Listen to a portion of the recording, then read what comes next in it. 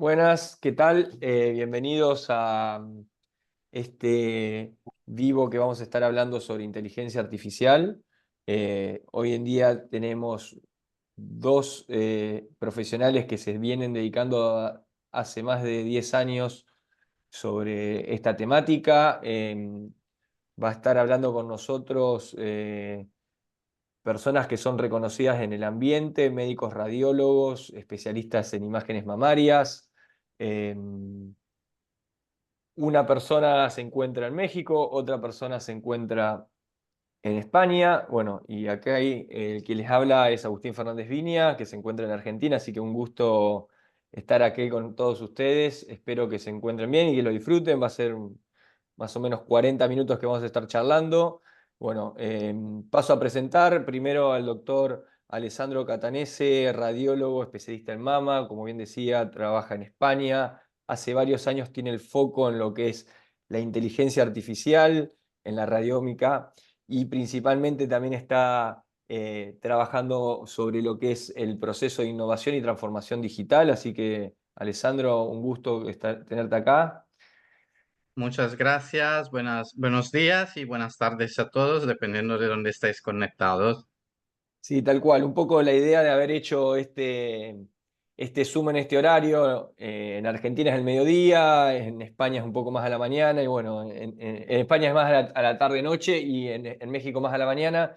La idea era, bueno, poder nuclear es bastante difícil, así que entendemos que va a haber algunas personas que lo vean en diferido, pero bueno. Y por otro lado, va a estar hablando con nosotros la doctora Dalia Bendaño, médica radióloga, especialista en mama con un PhD en inteligencia artificial, es coordinadora médica de Mamotest.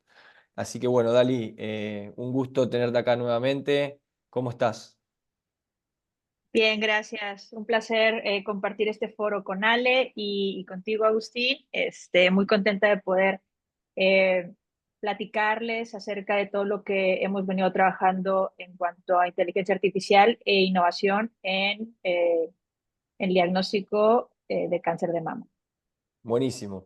Bien, un poco para ir introduciendo y ahí si hay alguna presentación, quien que la quiera presentar, creo que ya está habilitado. Pero bueno, por un poco para ir introduciendo lo que quisimos encarar acá este foro y de discusión era puntualmente que nos traigan su experiencia en el ámbito no solo de research, sino también en el ámbito de uso de la inteligencia artificial, un poco también con la mirada de ver cómo encarar las nuevas herramientas y los nuevos algoritmos que van surgiendo día a día. Hoy en día estoy bastante saturado de información sobre constantemente nuevos algoritmos que van haciendo, que te hacen predicción, que te hacen diagnóstico, Entonces, bueno, un poco entender y aclarar cómo vienen desde su mirada y qué es lo que fueron aprendiendo durante todo este tiempo. Eh, Ahí, a ver si les puedo dar, así varios participantes ya pueden compartir de forma simultánea, así que no sé si vos, Dal, o Alessandro Estoy tengan algo buscando la puntual. opción. Voy a empezar yo, Ale, como lo planeamos, si te parece, para dar un poquito de introducción, pero no veo la opción de compartir pantalla. Ahí abajo, al lado del chat, dice compartir pantalla. Sí, pero, Todos los perdón, ya, ahí abajo. ya, perdón. Listo, perfecto. Em, pero, Por otras cosas, mientras tanto, hasta Dali se vaya acomodando, nos pueden seguir en nuestras redes sociales. En Instagram es arroba red Mamotest y en LinkedIn Mamotest.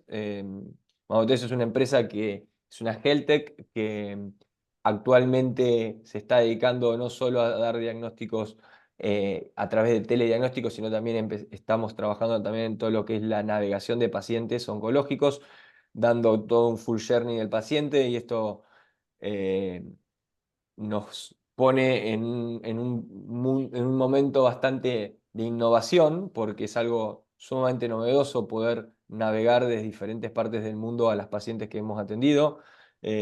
Mamotest se encuentra en varios países, pero principalmente está en lo que es Argentina, lo que es México. También está empezando a trabajar ahora en España, también está haciendo algunas tareas en lo que es Costa Rica, Brasil. Así que Bueno, ahí vamos a estar hablando en nuestras redes sociales sobre concientización, sobre innovación y demás. Así que bueno, Dali, cuando vos estés, cuando gustes. Dame un momento que estoy. Ok, a ver si ahí. Eh,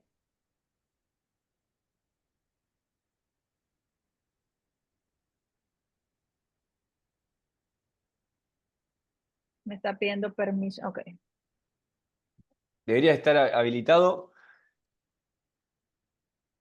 Por otro lado, sí, Es posible que me saque y no vuelva a entrar, debería. ¿eh?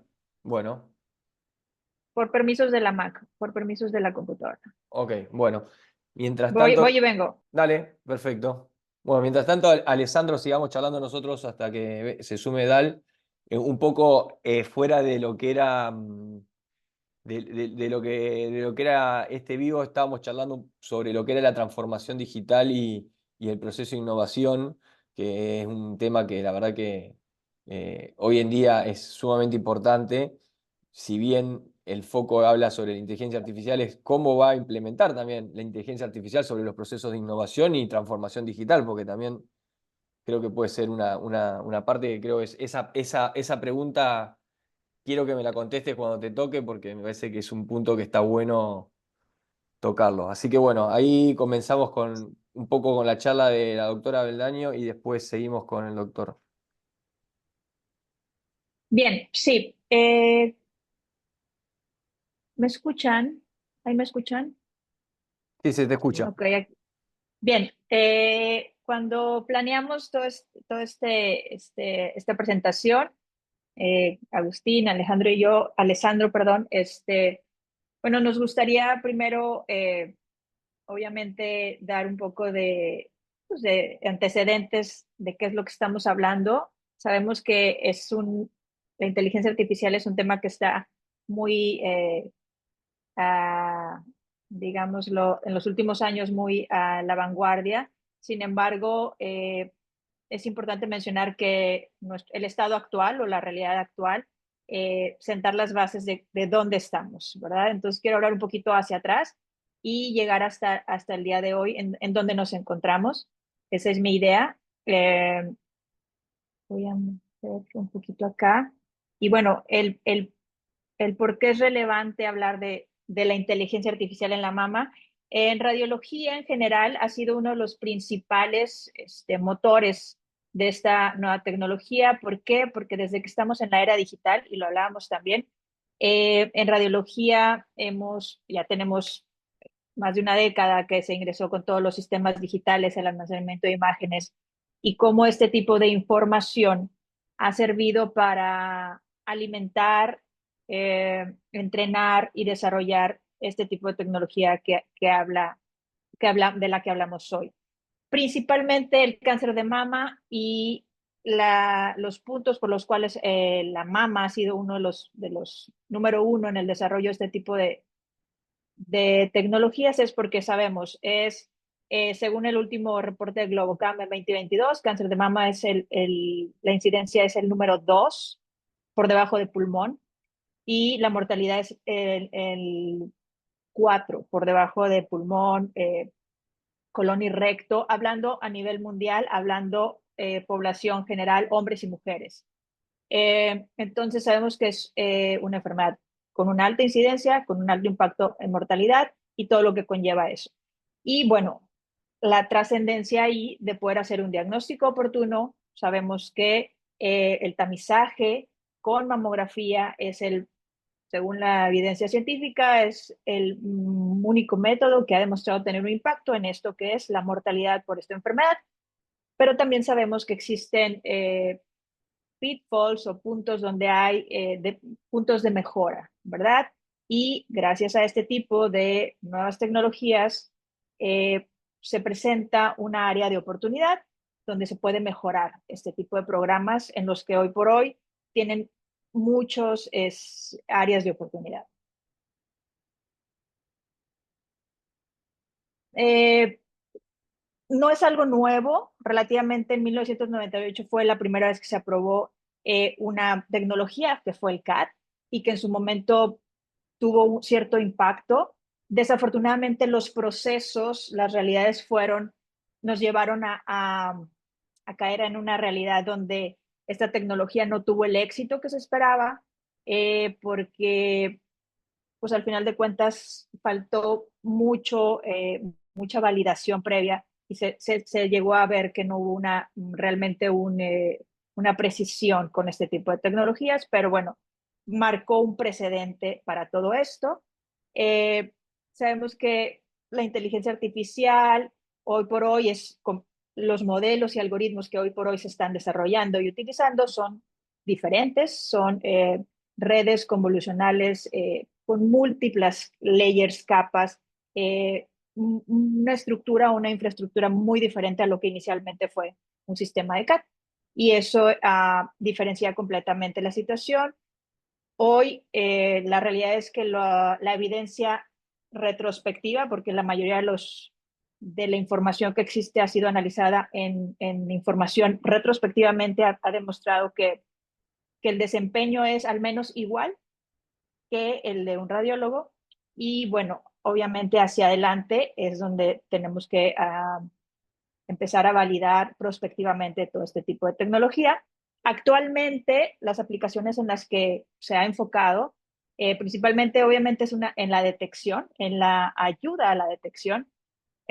Me gusta el término que se ha estado utilizando y la forma en la que se está utilizando como una herramienta de decisión, de soporte al diagnóstico, pero existen herramientas, como les llamamos, no interpretativas, como es la predicción de riesgo futuro o el cuantificar la densidad mamaria, que sabemos que es un factor de riesgo, incluso para mejorar el workflow de la alta carga de trabajo que tenemos los radiólogos, que es un problema importante, mejorar la calidad de una imagen.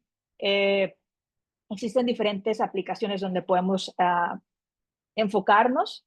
Las primeras, como digo, en las que existe mayor o actualmente un avance es en la detección y en la decision support. Existen también existen todos estos algoritmos que ya están aprobados por la FDA. La mayoría son, como decía, en la detección. Existen otros en decision support. Por aquí tenemos algunos conocidos en Latinoamérica, los más conocidos. Sin embargo, en Estados Unidos, todos estos están aprobados por FDA y son modelos que ya están en el uso o en la práctica clínica. Ahora, la realidad es que existen muchos retos en cuanto a las otras funciones que podemos tener o a los modelos o algoritmos en uso. Repito, en Latinoamérica, nuestro continente, desafortunadamente siempre estamos unos pasos atrás de lo que probablemente en Estados Unidos esté usando. El porcentaje de uso de todo este tipo de redes neuronales o de estos algoritmos es relativamente bajo en la práctica diaria. Nosotros en Mamotest tenemos algo de experiencia. La realidad es que tenemos una buena experiencia, una satisfactoria experiencia. Nuestro principal referente, por ejemplo, al ser un programa de telediagnóstico, nosotros trabajamos con auditorías y parámetros, por ejemplo, los BIRAT 0, el rellamado, es un parámetro importante porque sabemos que conlleva ciertos costos, cierto tiempo, etcétera. Entonces, ese parámetro es uno de los parámetros que nosotros hemos mejorado con el uso adyuvante de los modelos de inteligencia artificial. Incluso los BIRATS 3, llegando a parámetros dentro de la norma.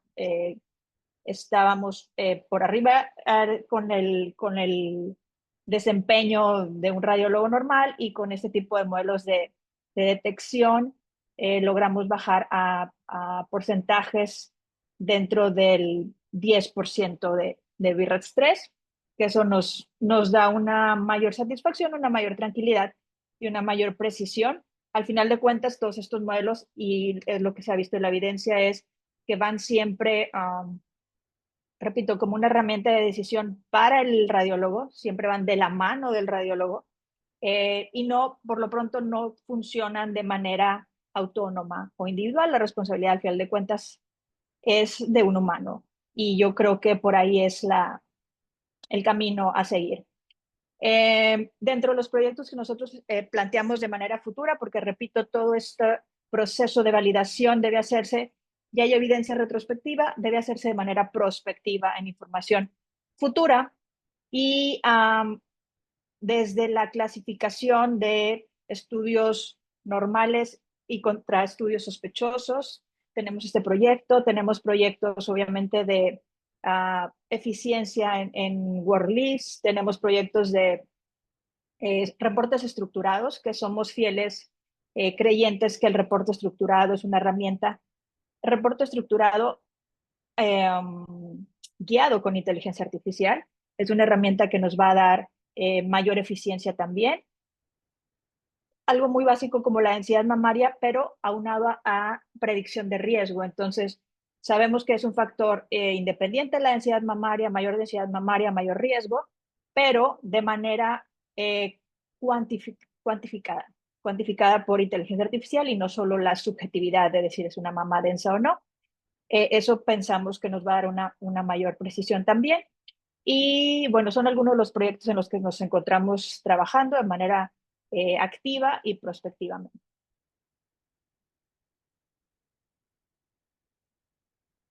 Obviamente, como cualquier herramienta nueva, hablaba yo de la era digital y hablaba como algo pasado. La realidad es que, por lo menos en México, y sé que en Latinoamérica es así, la era digital todavía empieza a llegar o está llegando. La realidad es que es, existe un delay, un retraso en esto, pero bueno, tenemos que estar ya en la era digital para poder pasar a la era de la inteligencia artificial. Eso es un requisito independiente. Entonces, hay muchos desafíos, como el saber y el conocer que muchos programas todavía funcionan con una calidad de imagen digitalizada que todavía no puede ser utilizada por estándares de calidad en el análisis, ni mucho menos en el desarrollo de este tipo de modelos. Entonces, hay muchos desafíos de infraestructura que como país, como continente debemos afrontar. Sin embargo, bueno, es muy claro el beneficio que este tipo de modelos o el adoptar este tipo de tecnología para el diagnóstico y para todas estas aplicaciones de las que hemos hablado es un beneficio real. Nos va a reducir los tiempos de interpretación, nos va a dar un mayor acceso a información que hoy por hoy no conocemos. Por ejemplo, saber si ese paciente va a responder o no va a responder a cierto tipo de tratamiento, conocer el medio, el environment del tumor, los marcadores del tumor, conocer un poco más la enfermedad. Sabemos que hay mucha información ahí que todavía no conocemos y que nos puede llevar, nos puede sumar este tipo de tecnología. Entonces, creo que empujar hacia esto, aunque estamos un poco luchando contra corriente, muchas veces sentimos que estamos contra corriente porque el pensar que ya estamos en un lugar donde hacemos mamografía y sea, estar conformes con ese resultado es insuficiente. Lo sabemos, sigue siendo un problema de salud importante. La mortalidad, la incidencia va en aumento, la mortalidad se mantiene o va discretamente en aumento dependiendo las estadísticas en cada país. Entonces, creo que debemos seguir en la búsqueda de mejorar todo esto que venimos haciendo. Nosotros, obviamente esto va en relación a la investigación, al research, porque antes de poner algo en el mercado, que fue lo que mucho sucedió con el CAT, que se puso antes de realmente tener la certeza de que iba a mejorar nuestra práctica, tenemos que validarlo. Como decía, muchos modelos, estos de FDA aprobados, están basados en información retrospectiva y es correcto. Sin embargo, tenemos que, yo siempre lo platico así, existen dos grupos de radiólogos, probablemente el que está esperando que llegue la tecnología a su estación de trabajo y los que estamos activamente promoviendo, desarrollando y generando análisis, información y todo este tipo de contexto. Entonces, nosotros nos consideramos parte del grupo activo donde generamos información, donde analizamos, donde generamos protocolos y desarrollamos modelos. Hemos colaborado con diferentes instituciones, tenemos algunas publicaciones, algunas que están por salir. Entonces, la colaboración interdisciplinaria, interinstitucional, multi-país, como lo estamos haciendo ahora, enriquece, porque sabemos que no es lo mismo una paciente mexicana que una paciente argentina, que una paciente española, ni la tecnología, ni el seguimiento, ni el programa en el que funcionan. Entonces, se debe adaptar. Hoy también hablando de medicina personalizada, de riesgo personalizado, que es otra de las funciones importantes que nos va a dar este tipo de algoritmos, el poder predecir el riesgo individual de una paciente basado en su estudio de mamografía. Y es una publicación que por ahí tenemos ya aceptada y que vamos a prontamente a publicar, donde no es solo hacerme la mamografía, que me digan que es una mama densa y que todo está bien o que tengo algo, sino en 3 años, en 5 años, cuál es mi riesgo futuro y qué medidas puedo implementar para reducir ese riesgo o para hacer un diagnóstico de la manera más oportuna.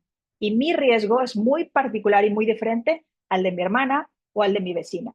Entonces, todos esos avances que vienen de muchos años atrás también, que hoy los podemos mencionar y decir y que son reales, es parte de lo que como investigadores, como médicos, tenemos que estar día a día poniendo esfuerzos que, como lo comentaba con Alessandro, a veces son esfuerzos voluntarios y que van fuera de nuestro horario de trabajo, pero son los que valen la pena, son los que son gratificantes y son los que van a marcar la diferencia. Y eso es lo que todos los días queremos hacer, es lograr un cambio, marcar la diferencia y no seguir haciendo solamente las cosas que se hacen porque es lo que se hace y voy a hacer la mamografía y me voy a ir a mi casa a dormir.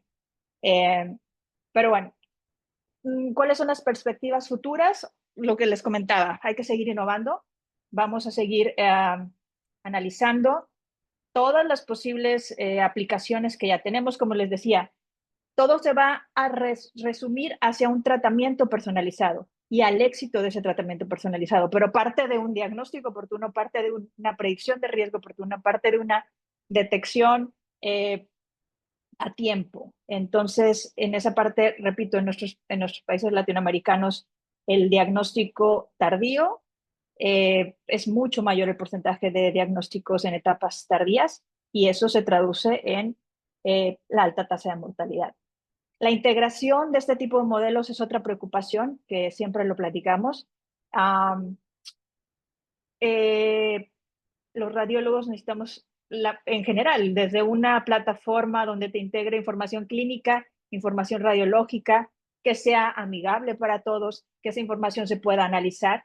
Entonces, integrar al día a día los modelos de inteligencia artificial es otro reto.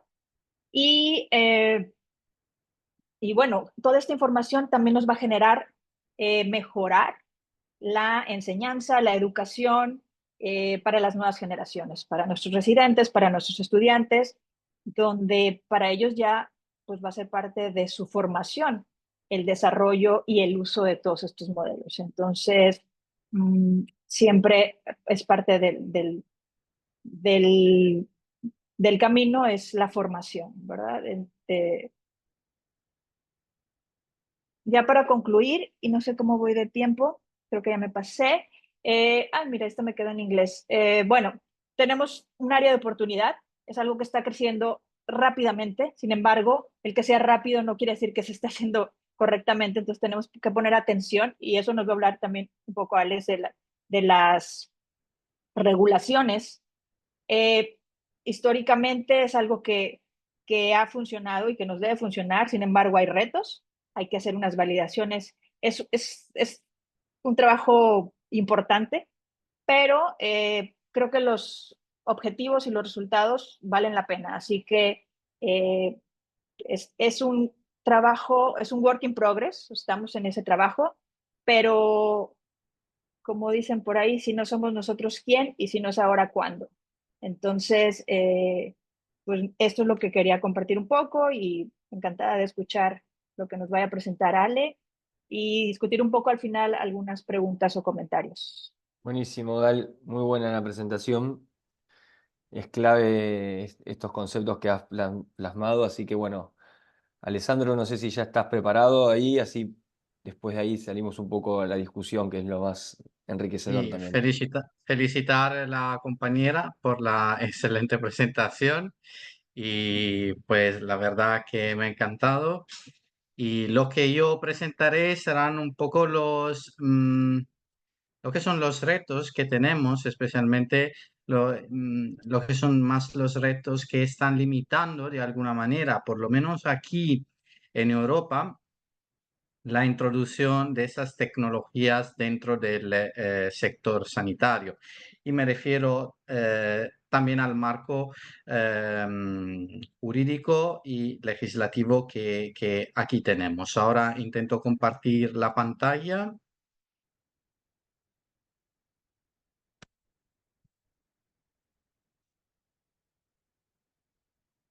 Bueno, probablemente podéis verla ahora, ¿correcto? Sí, ahí se ve muy bien. Vale, perfecto. Pues intentaré ser bastante breve porque quizá la parte también más importante es la de la discusión. Y como comentaba la compañera Dali, bueno, aquí en Europa realmente hemos empezado ya a hacer algunos estudios científicos también de tipo perspectivo, ¿no? Para dar mayor solididad a los estudios científicos y demostrar efectivamente la eficacia. Aquí en esta tabla están resumidos los principales que tenemos en marcha. Quiero recordar el estudio Masai en Suecia, eh, pero tenemos también otro estudio en Suecia, son todo perspectivo y otros que se abrirán muy, muy pronto. Entonces, aparentemente, ¿no? Aquí en Europa estamos mejor posicionados, por lo menos por la parte de investigación y de académica, ¿no? Pero a pesar de eso, tenemos algunos problemas. Esta es un post que el presidente de la República Francesa, Emmanuel Macron, publicó en LinkedIn hace unos 3 años aproximadamente,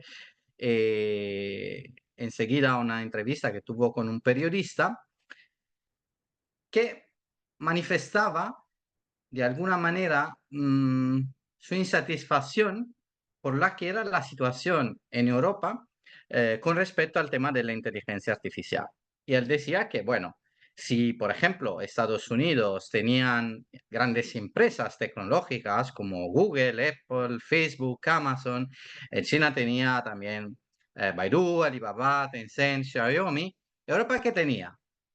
Pues en realidad lo que teníamos, según Emmanuel Macron, era el GDPR, que es la legislación europea de protección de datos.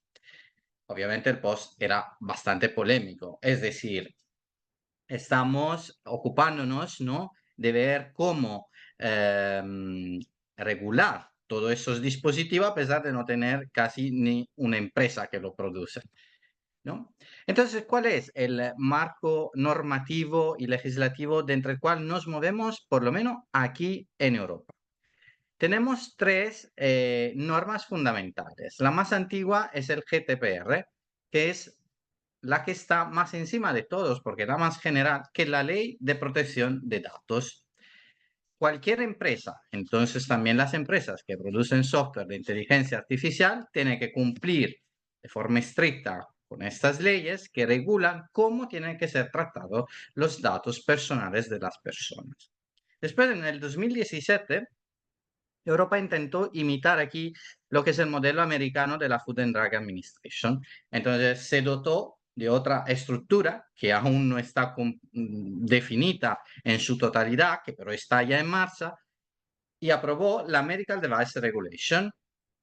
Y esto fue el segundo pilar y el más importante, porque todos los dispositivos médicos en Europa y los software de inteligencia artificial en Europa se consideran todos los efectos dispositivos médicos, tienen que cumplir con estas normas. Ahora, ¿qué pasa? Esta regulación específica europea divide los dispositivos médicos en diferentes clases de riesgo: 1, 2, 2A, 2B, 3 y 4. Ahora, los dispositivos de inteligencia artificial, según este reglamento, se consideran como dispositivo 2B. Significa que tienen un riesgo determinado, no nulo, de poder causar un daño al paciente. Entonces, esto significa que las empresas que lo producen, una vez más, tienen que demostrar su seguridad antes de poder comercializarlos en Europa. Y la última norma que se aprobó ha sido la AIA, la ley sobre la inteligencia artificial. Se trata de una ley general sobre la inteligencia artificial que ha entrado en función el pasado mes de agosto en Europa.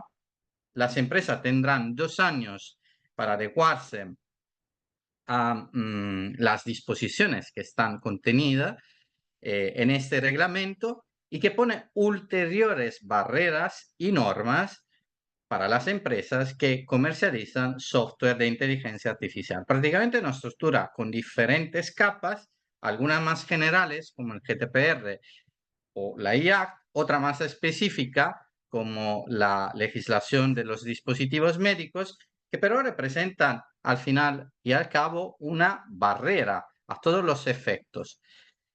Y ese es uno de los problemas que tenemos aquí en Europa, al punto que el último presidente del Banco Central Europeo, hace apenas una semana, estaba presentando un informe sobre el futuro de la Unión Europea, donde decía que, bueno, si vamos de esta manera, no iremos mucho más allá, porque no tenemos prácticamente empresas tecnológicas.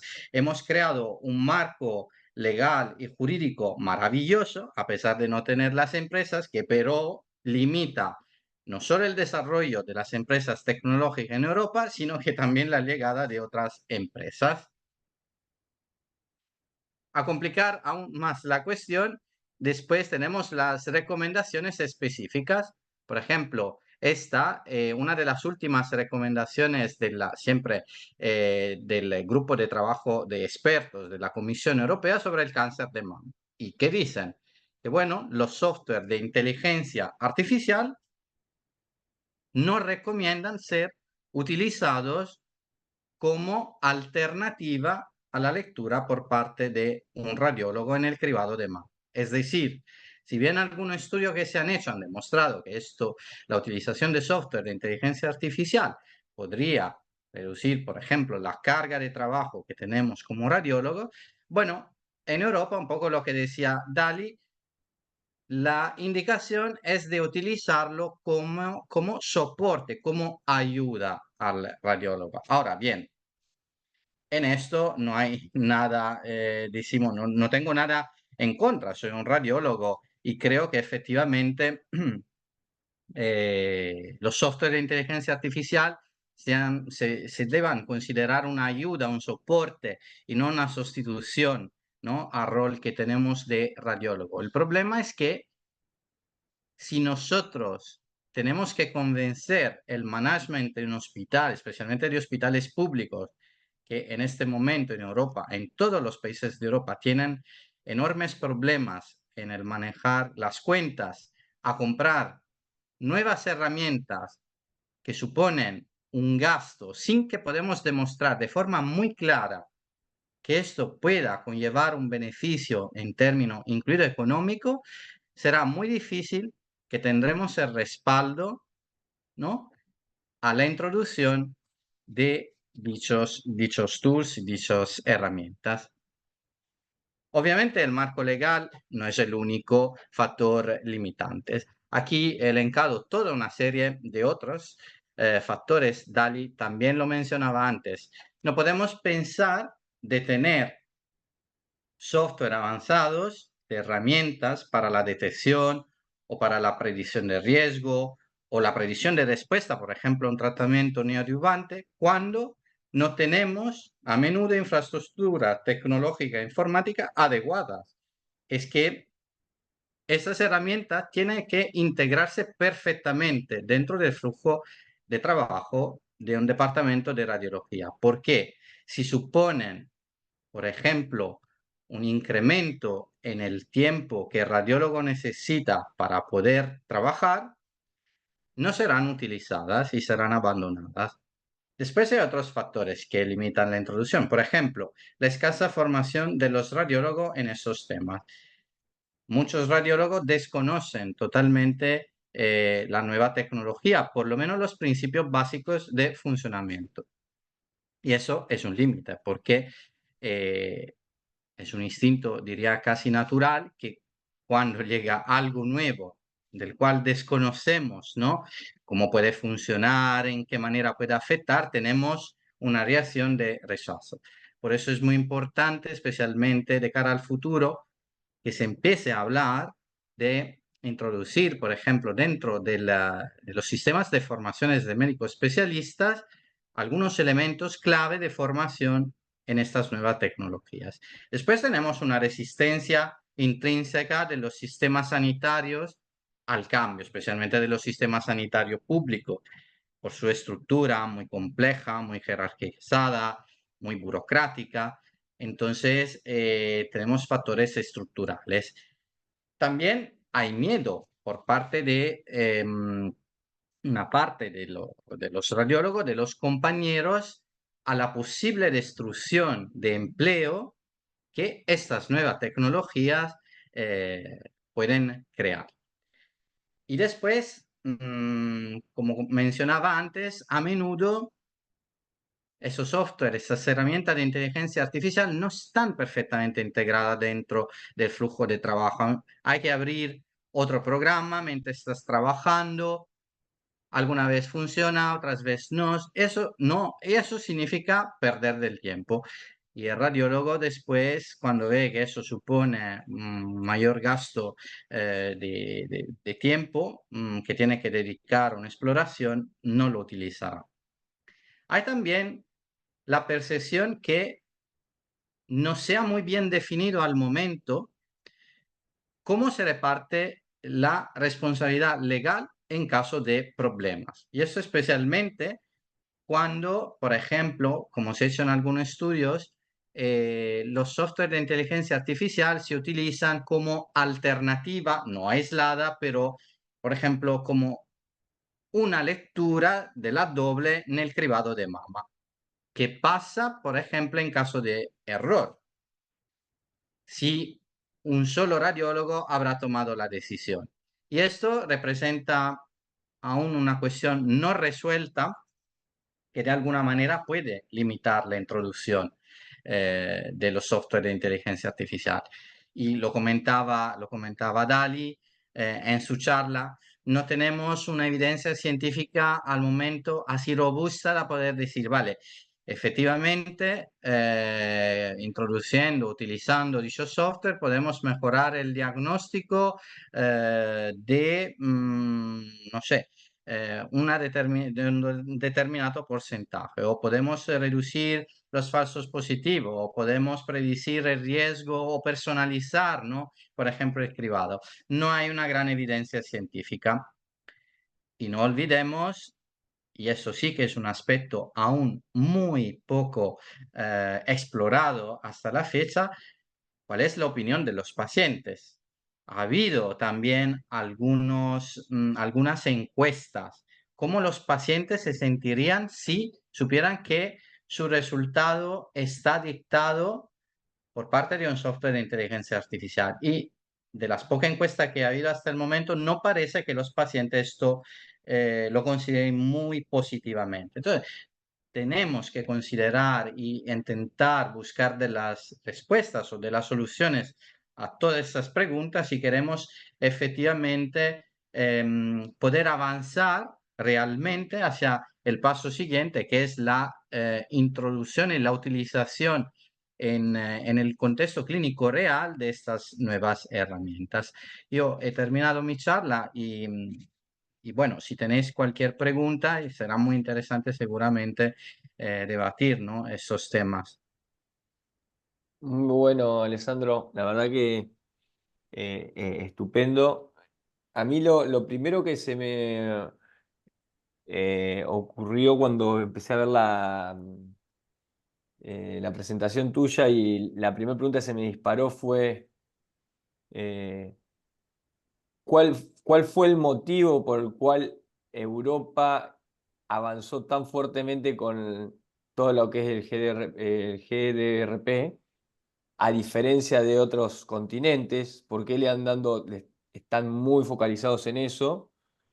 Y también creo que les puede llegar a jugar contraproducente a que puedan crearse empresas de ese tipo como mejor Alibaba, Google en Europa por este tipo de decisiones políticas. De acuerdo a lo que vos estudiaste, investigaste y tu experiencia, ¿sabés o tenés alguna impresión cuál fue el motivo? Bueno, el tema del GDPR y también de la IACT que se ha aprobado prácticamente este verano y que es la única legislación al mundo en función en este momento. No la tiene Estados Unidos, no la tiene China, no la tiene nadie, la tiene solo Europa, a pesar que Europa no tenga ninguna gran empresa tecnológica, es que en Europa, por motivos culturales y sociales, se ha dado mucha importancia a la protección del individuo, ¿no? De los derechos fundamentales del individuo. Entonces, se considera que los datos personales del individuo son algo inviolable.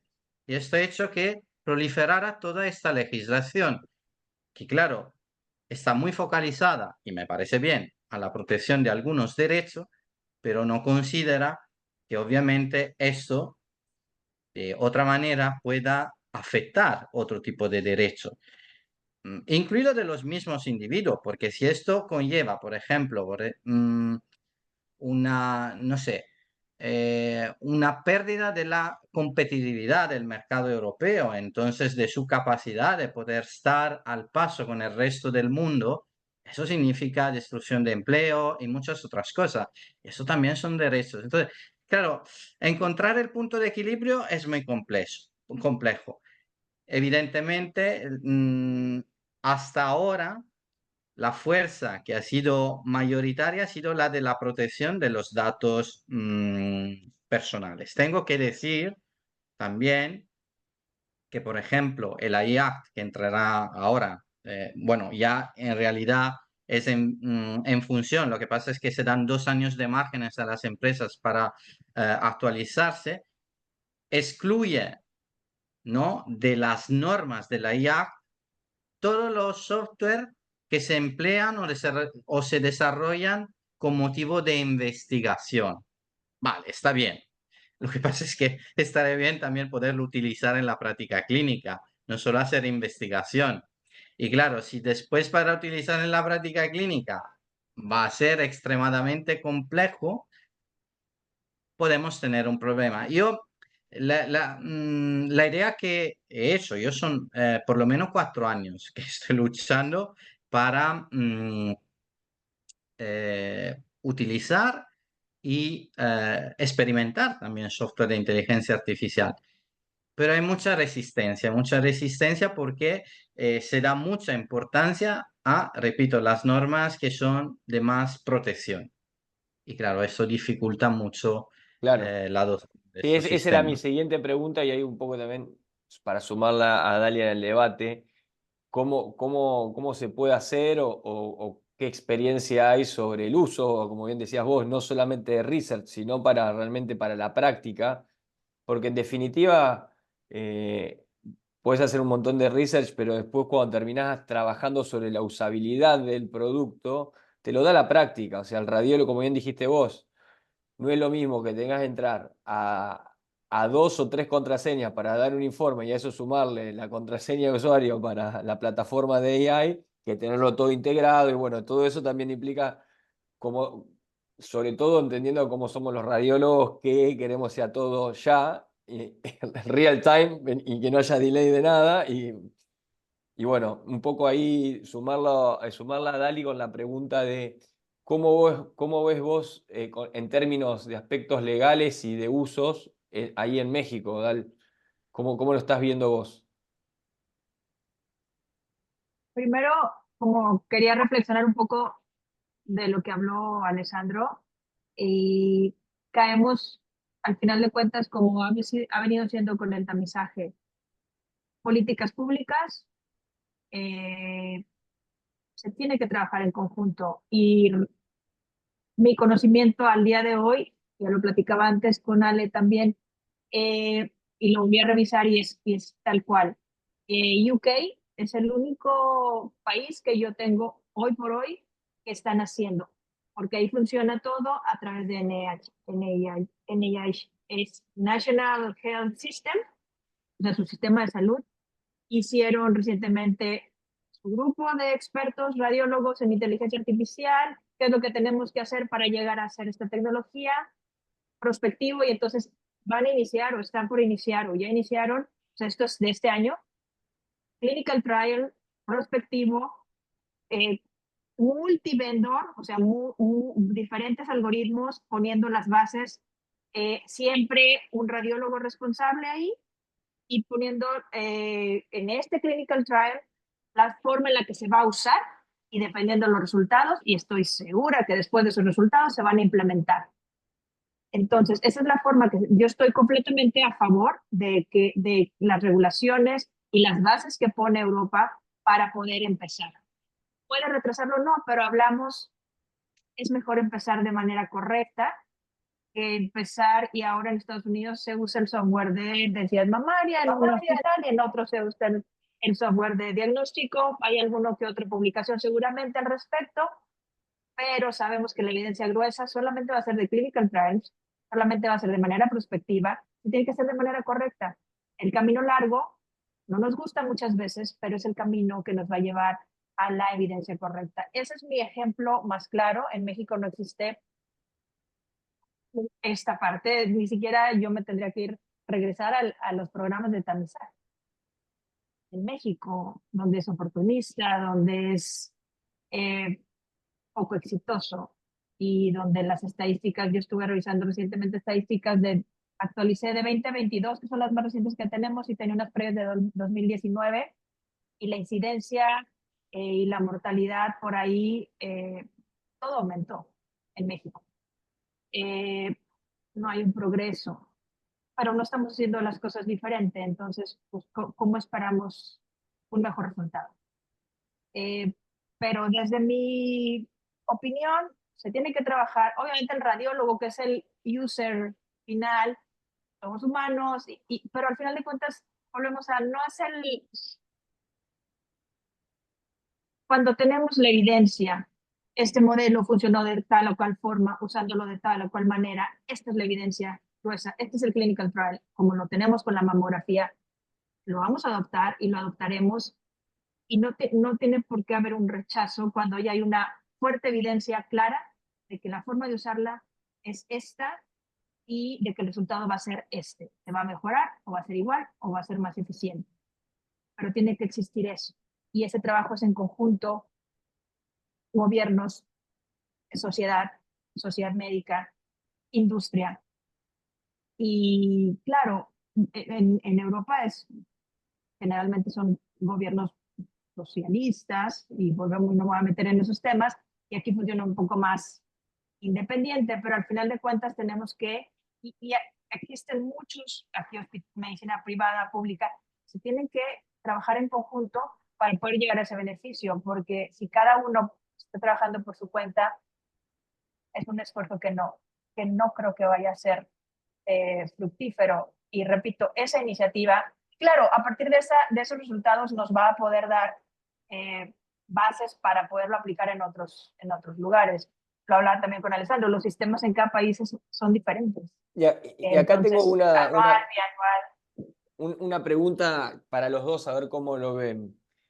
¿Ustedes creen en un futuro cercano que la aplicación, entiendo que, bueno, obviamente la protección de datos y demás, creo que va a seguir evolucionando y va a cambiar, como bien decía vos recién, Dali, el sistema de salud mexicano es totalmente el sistema de salud argentino, totalmente al sistema español, y cada uno debe tener sus diferentes formas de protección de datos. Pero en términos de práctica, ¿cómo lo ven ustedes al uso en conjunto, tanto de la inteligencia artificial en la mamografía como junto con la inteligencia artificial en la ecografía? ¿Lo ven factible que en algún momento ambas inteligencias artificiales se comuniquen y trabajen per se y el radiólogo trabaje en pos de esa inteligencia artificial? ¿O creen que van a estar siempre separadas? ¿Cómo lo ven? ¿Se lo imaginaron alguna vez? O sea, me animo a pensar un poco más allá.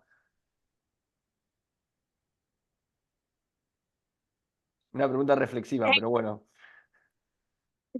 No lo había pensado, es una buena idea. Seguramente sí, porque ya estamos pensando fuera de la salud, en dónde está, porque obviamente esta tecnología que sí está con pasos más avanzados, donde un modelo hace multitasking,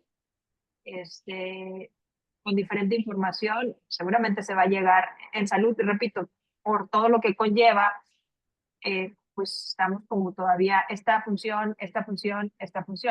Pero los modelos te pueden hacer esa multifunción, ya lo hacen en otras áreas. Y tener la información clínica, la información, exploración clínica, todo lo que conlleva clínicamente, la parte de imagen, multimodal, y darte todo un Sí, profile, entendiendo lo que decía Alessandro, que pero estamos... buscaban en Europa que sea soporte del médico radiólogo, viste, que no decía, que no llegue, que no sea la inteligencia artificial que te dé el diagnóstico, sino que sea como el soporte. Bueno, y obviamente ahí el rol del radiólogo, cómo trabajaría frente a esas dos herramientas. ¿Vos qué pensás, Alessandro? ¿Eso lo ves factible, no lo ves factible?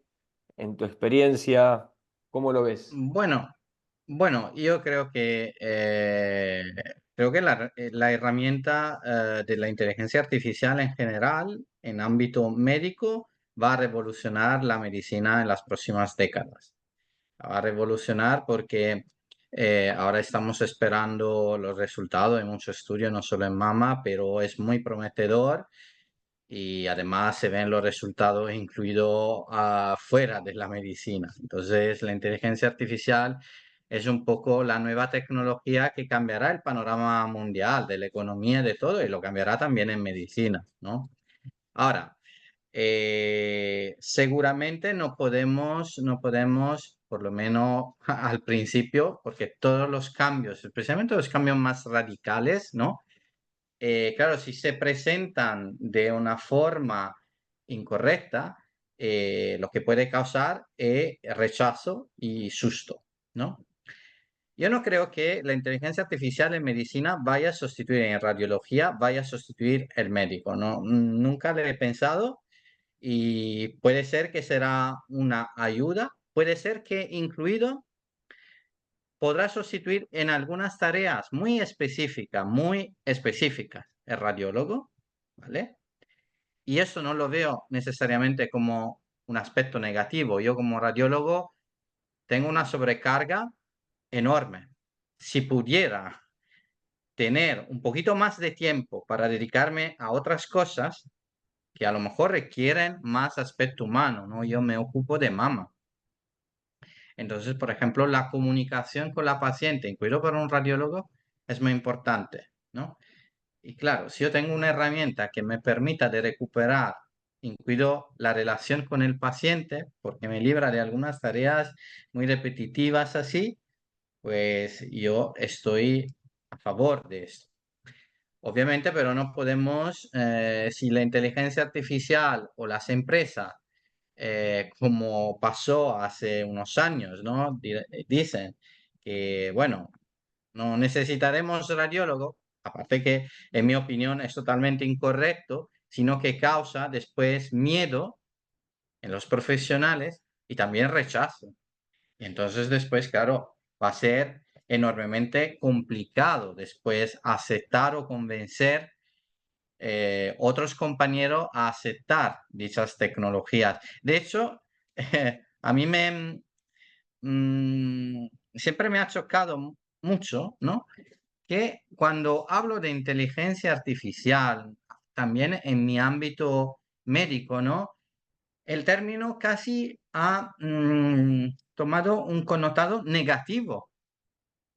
Pero como decía Dali, el machine learning existe desde hace décadas. El machine learning, inteligencia artificial, los CAD, los primeros CAD eran machine learning.